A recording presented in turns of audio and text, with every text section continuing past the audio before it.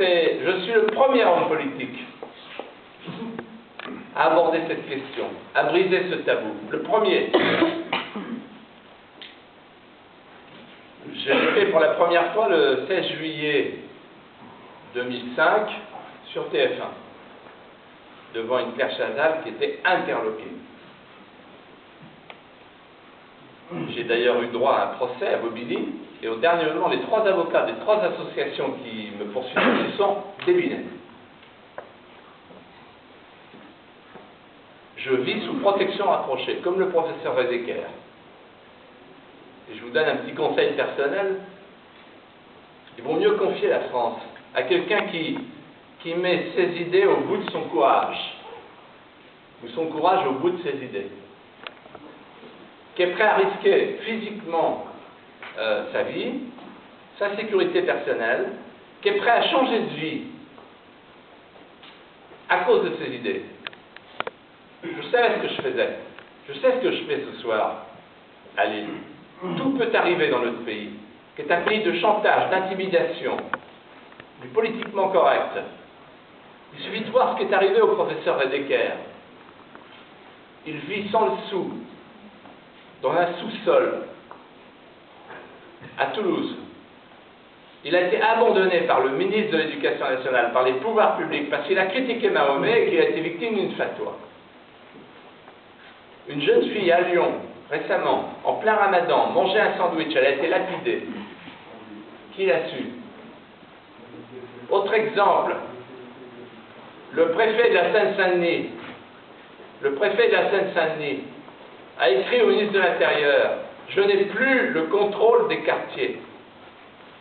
Les quartiers sont passés sous le contrôle des barbus. 27 autres préfets ont écrit la même chose au ministre de l'Intérieur. C'est pas moi le mot barbu, c'est eux qui utilisent ce mot. Le syndicat des médecins gynécologues s'est plaint auprès du ministre de la Santé. On ne peut plus soigner. Des médecins sont battus dans les hôpitaux, comme à l'hôpital Robert Debré. Savez-vous qu'à l'école aujourd'hui, c'est le rapport Aubin, commis par 10 inspecteurs de l'éducation nationale. Savez-vous qu'aujourd'hui, à l'école, peut-être ici, dans cette région en particulier, eh bien, il y a ce qu'on appelle un enseignement halal et un enseignement haram, comme il y a dans les cantines une nourriture halal, comme il y a dans les avions une nourriture halal. Vous savez ce que ça veut dire? Ça veut dire qu'il y a aujourd'hui dans les écoles de France un enseignement autorisé et un enseignement qui n'est pas autorisé.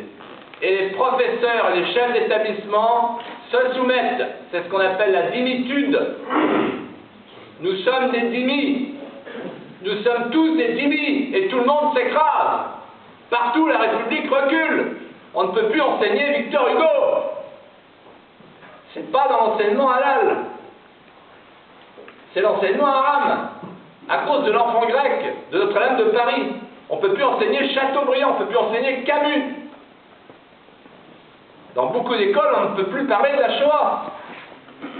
Dans une école sur 3, il n'y a plus de visite scolaire. Puisque dès qu'on visite un monument à connotation spirituelle, évidemment, et nationale, on tombe sous le coup de l'enseignement halal et de l'enseignement haram.